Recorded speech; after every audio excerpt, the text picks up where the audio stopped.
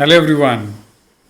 Indian council of agriculture research. गलती से भी ये वीडियो इसलिए स्किप मत करना कि तुम एग्रीकल्चर के नहीं हो। ये तो एग्रीकल्चर साइंस बैकग्राउंड वालों के लिए है, तो हम क्या करेंगे, इसको सुन के हम स्किप कर देंगे। अगर ऐसा करने वाले हो ना तो बहुत बड़ी गलती कर रहे हो। ये video agriculture plus science stream सभी लोगों के लिए है। इंस्ट्रक्शंस ध्यान से सुनोगे तब समझ में आ जाएगा कि क्यों ये तुम्हारे लिए है।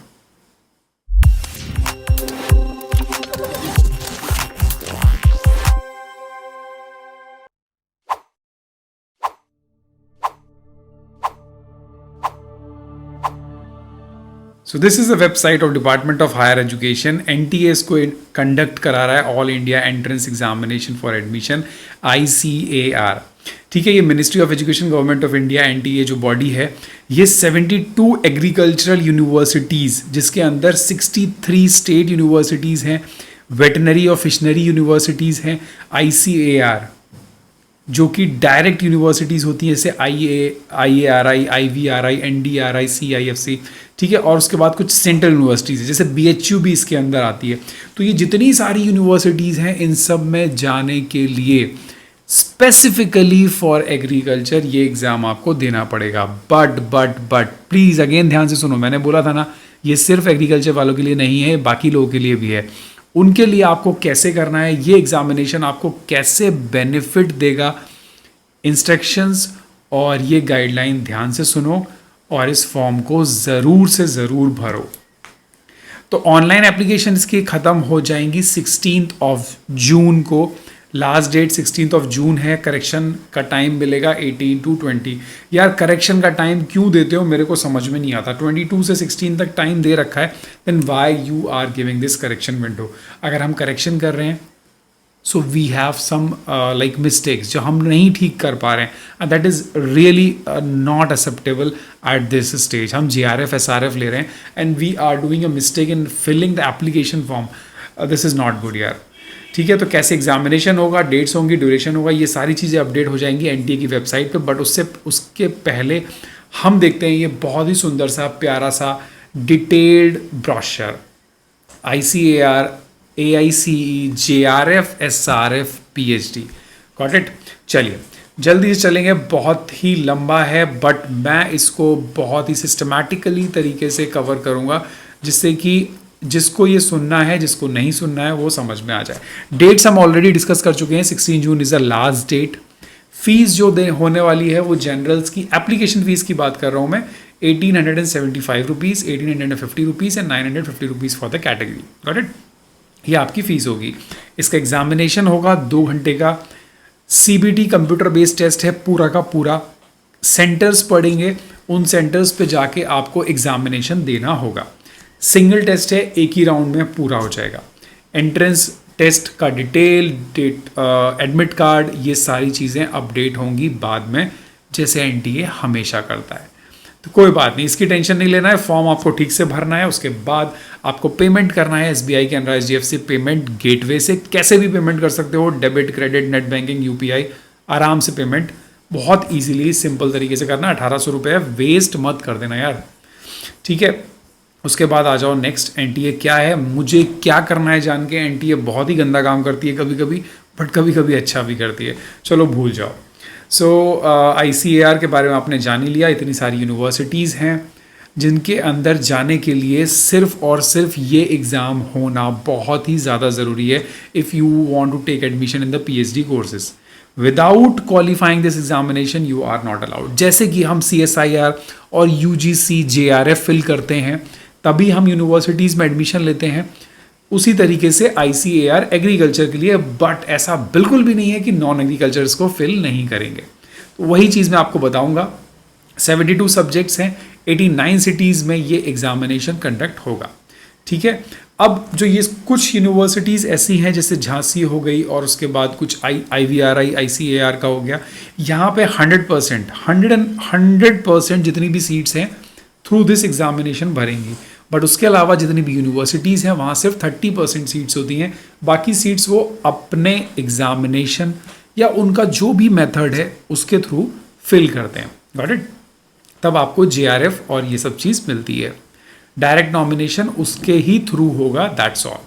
Now the subjects for this 72 subjects हैं, उसके नीचे टेबल है, अभी आपको दिखाएंगे. एग्जामिनेशन कैसा आएगा, क्वेश्चन पेपर आएगा, कितनी नंबर ऑफ सीट्स होंगी, ये भी इन्होंने ब्रोशर में ये देखिए सेम अगेन स्ट्रक्चर है. मैं स्किप करूंगा इसीलिए आप लोग परेशान मत होइएगा. अब देखिए एग्जामिनेशन का पैटर्न क्या होने वाला है ये देखना बहुत ज़रूरी है, बिकॉज एग्रीकल्चर के लोग भी भरने वाले हैं और नॉन एग्रीकल्चर के भी. सो 120 क्वेश्चन होंगे जिसके अंदर 20, 15, 50, 20 part A, 50 part B and 50 part C. तो ये 80 marks, 200 marks and 200 marks. Negative marking है, सही करोगे तो 4, अदरवाइज 1 माइनस हो जाएगा. इंग्लिश में ही पेपर रहेगा. अब जो 3 सेक्शन होने वाले हैं उसके अंदर जो 20 क्वेश्चंस हैं वो कॉमन है, सब लोगों को करने हैं, जनरल नॉलेज के हो सकते हैं, ठीक है, जिसके अंदर एग्रीकल्चर, एनिमल एंड हस्बेंड्री कुछ भी आ सकता है, करंट इवेंट्स और एवरीडे लाइफ. उसके बाद सेक्शन बी जो है वो 50 क्वेश्चंस होंगे. टेबल 1 नीचे है, उसके बेसिस पे होगा आपके स्पेशलाइजेशन के ऊपर जो आपने फिल किया है, और 50 आपके मास्टर्स के डिग्री के ऑप्टेड के ऊपर जो आप पीएचडी परस्यू करने वाले हो. सो इन टेबल्स को देखने के बाद यू हैव टू डिसाइड कि आप कौन सा सब्जेक्ट लेंगे. ठीक है, ये देखिए ये सारे सब्जेक्ट्स हैं, fishery, agriculture science and that's all. अब सिलेबस, कंडीशन ऑफ अवार्ड हम आपको ये बता दूं कि ये 3 साल के लिए होती है. ये जेआरएफ और सीएसआईआर, ये यूजीसी 5 साल के लिए नहीं होता है. तो ये 2 साल आपको जेआरएफ देता है और 1 साल एसआरएफ देता है. ठीक है, और तो आपको ये टोटल मेरिट के बेस पे यूनिवर्सिटीज़ मिलती हैं. जब आपको ये स्कोर मिल जाता है then you will apply in the universities. अगर आपके ऊपर किसी हाई मेरिट कैंडिडेट ने ऑलरेडी अप्लाइड कर रखा है then you will not get the position, because हर इंस्टीट्यूट के अंदर, यूनिवर्सिटीज़ के अंदर जिसके थ्रू आईसीएआर के एडमिशन्स हैं वहाँ मेरिट बनेगी और मेरिट के बाद ही डिसाइड होगा your final admission. So duration 3 साल मैं आपको बता चुका हूँ.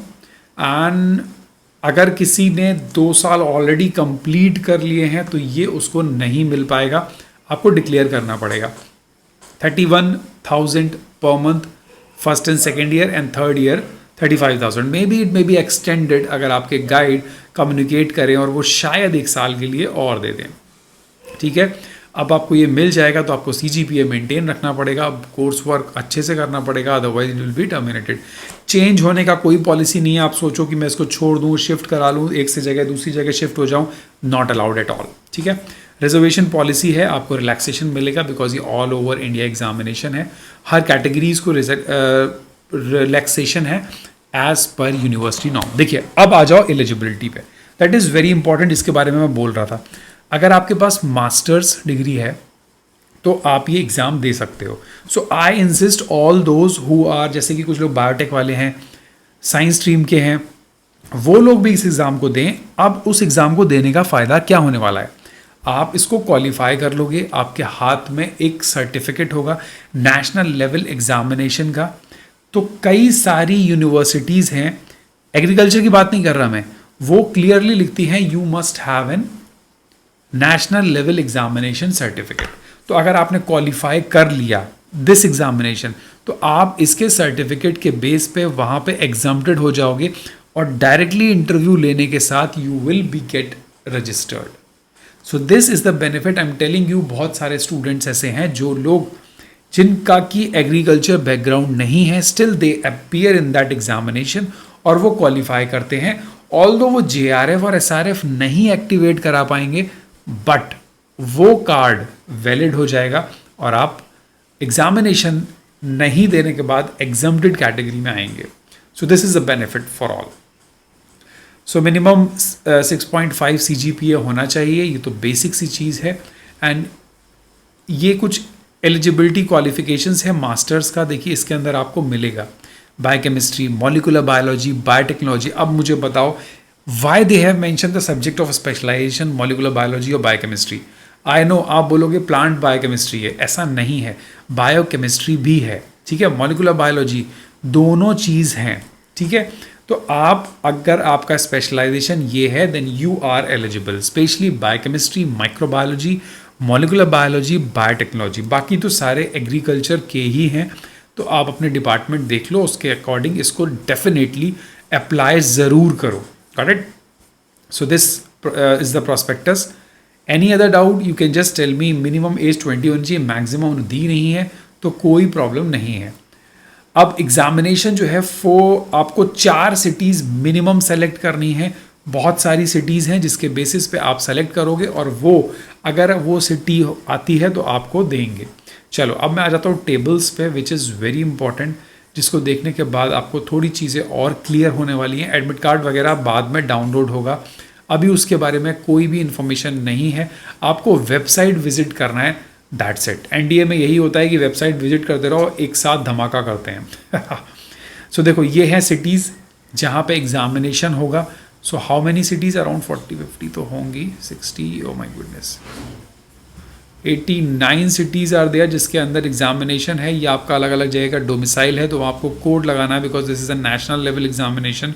सो जहाँ का भी डोमिसाइल है you have to use that code. Now the subject wise eligibility, यहाँ पे आपको सारे सब्जेक्ट दिख जाएंगे.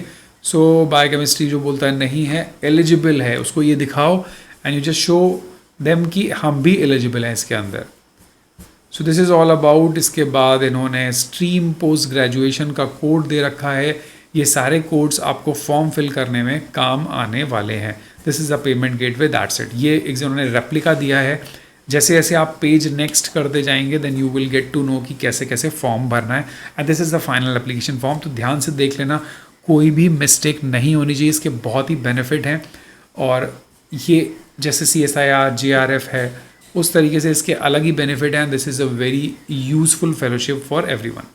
So thank you so much. If you have any doubt regarding ICAR, regarding eligibility, regarding PhD, and how you can take admission through other branches apart from the agriculture, then you have to fill this form. And how, if you have any doubt, then you can just comment me or telegram me.